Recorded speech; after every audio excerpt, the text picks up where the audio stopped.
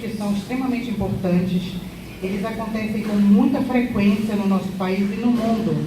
São problemas de saúde pública, né, que muitas das vezes a gente tem um índice de óbito muito grande exatamente por falta de procura nos serviços de saúde para prevenção. Então, a gente vai começar falando um pouquinho do que é o câncer. Né? Muita gente fala, câncer disso, câncer daquilo, mas como é que acontece o câncer? Como ele aparece? O porquê disso?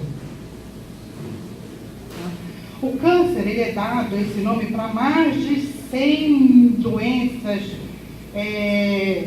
que têm um crescimento desordenado de células. Nós temos células normais no nosso corpo, que essas células sofrem alterações, né?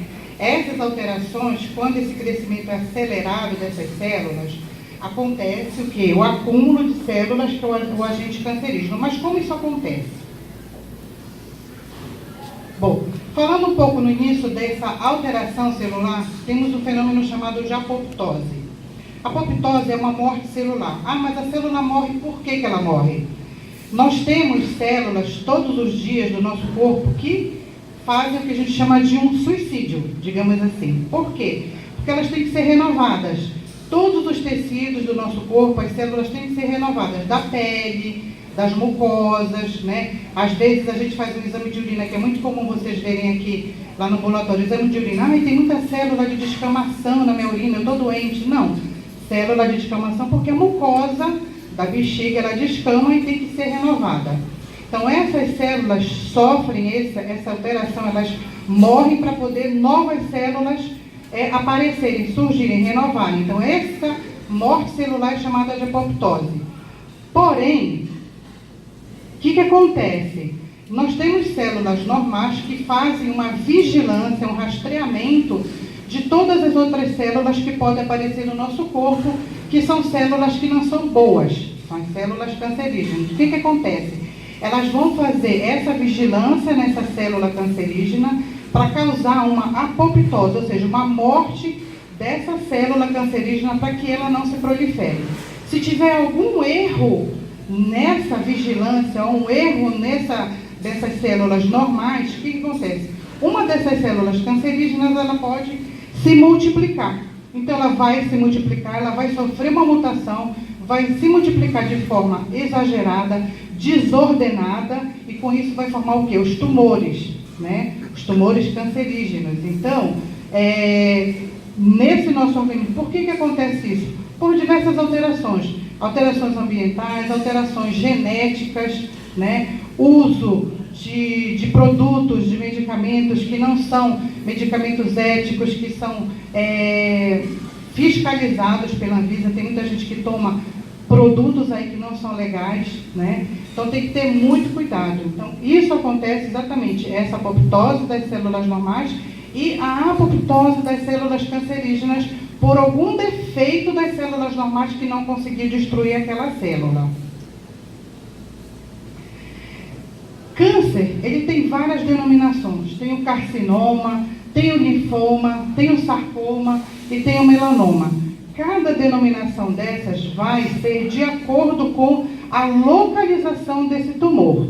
Por exemplo, o carcinoma, ele acontece muito em células, em tecidos epiteliais, na pele, por exemplo, em mucosas.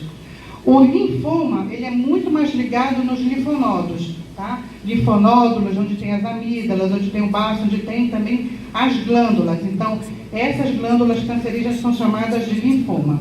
Já os sarcomas são do tecido conjuntivo, músculos, ossos, cartilagens, e os melanomas que estão mais relacionados com a pele, mas pode acontecer também nos pulmões, nos intestinos, na boca, nos olhos.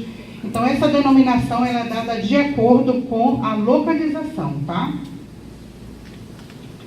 Então, aqui nós temos os tumores, os cânceres, nos órgãos mais acometidos nos homens e nas mulheres. Especialmente agora nós vamos falar do útero, câncer de colo de útero na mulher, e o câncer de colo retal, que pode acontecer tanto no homem quanto na mulher. Em relação às estatísticas, os cânceres eles acontecem de forma exagerada em todo o nosso planeta, Tá? Hoje, nós estamos localizados nas Américas, então a gente só está perdendo para quem? Para a Ásia e para a Europa. Então, assim, nós temos um índice muito elevado de câncer, sem falar no índice elevado de óbito, que a gente não colocou aqui para não ficar uma situação gritante. Mas nós temos um número muito alto de cânceres, sejam eles em qualquer localização do nosso corpo. Falando um pouquinho do Março Lilás, né, o mês que a gente vai tratar do câncer de colo de útero, tá? Ele é uma campanha que está sendo feita para conscientização das mulheres em relação à prevenção do colo de útero, tá? Então as mulheres devem procurar o serviço de saúde para que faça a prevenção desse câncer localizado no colo do útero. O colo do útero ele é uma porção, é a porção mais externa do nosso útero, nós mulheres. Então, ele começa naquela porção da junção ali, que ele é dividido na ectocérvice e na endocérvice, que é a divisão do colo uterino. Então, onde fica localizado o colo do útero? Ali onde está aquele círculo. Então, ali ele tem duas divisões, que é a parte mais interna, chamada ectocérvice, e a endocérvice. Ali é que começam as alterações. Por que começa ali? Porque é a parte mais próxima quando tem a introdução do canal vaginal. Então, o que acontece ali? Muitas das vezes, né, a mulher pode ter um processo inflamatório crônico, como a cervicite, por exemplo. Se não for tratada, cronicamente essa cervicite pode levar a um câncer de colo. Mas, o que a gente vê ultimamente com muita frequência? O câncer de colo ocasionado por um vírus, que é o papilomavírus, que é o HPV. Tá?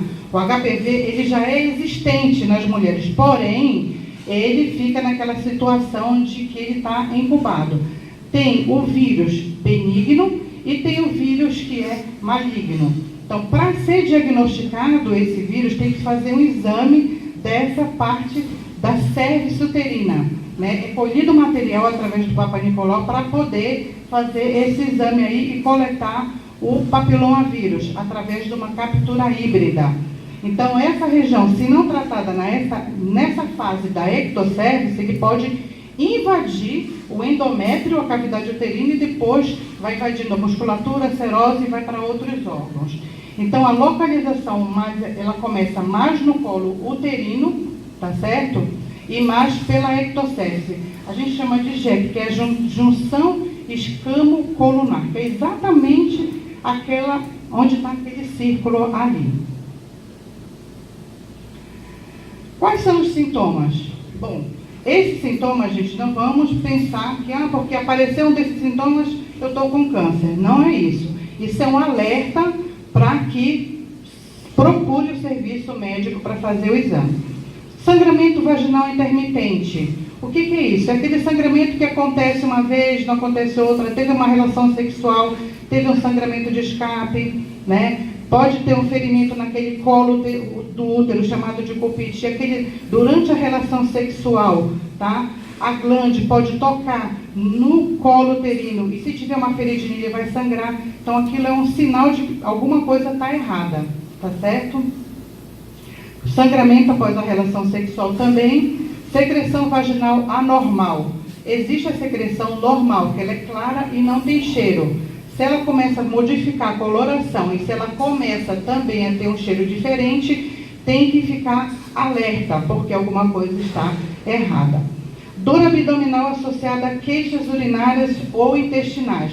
Muitas das vezes, além dessa queixa urinária, ela tem a dor pélvica, uma sensação de congestão pélvica, né? E às vezes ela não tem nenhum tipo de corrimento. Então, muitas das vezes, as feridinhas que acontecem no colo do útero, elas precisam ser tratadas para que essa inflamação chamada de colpite, ela não se alastre e evolua para a cervicite.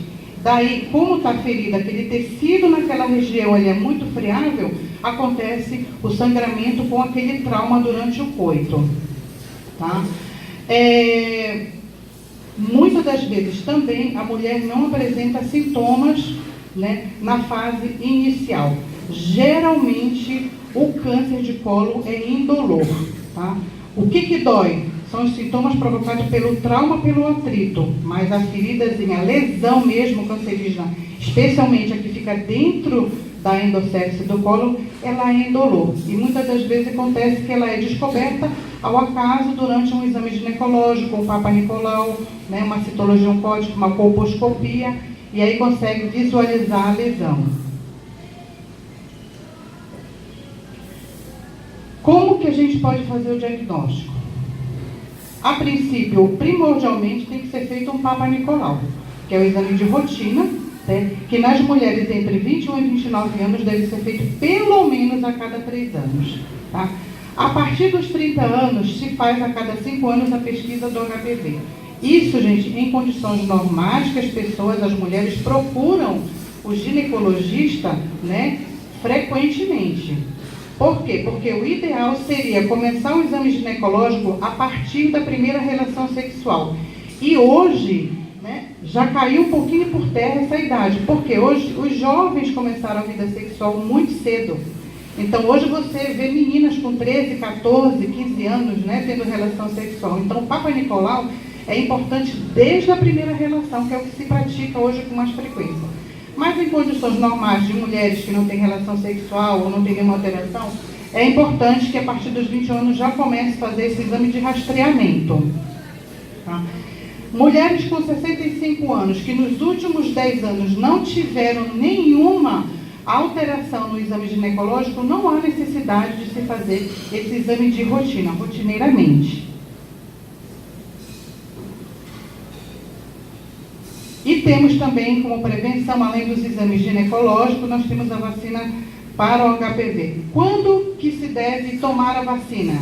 O mais precoce possível, principalmente antes de iniciar a vida sexual. Ou seja, começar a vacinar em torno dos 9, 10 anos de idade, já começar a vacinar meninas e meninos. O Serviço Público de Saúde já fornece as doses da vacina. Até o ano passado, eles vacinavam com 3 doses. Hoje já preconizaram 2 doses, porque eles afirmaram que com as 2 doses já consegue uma boa imunização dessas crianças. Ou seja, quem tem filho pequeno, meninos, meninas, a partir de 9 anos, levar no serviço público, porque essa vacina é gratuita.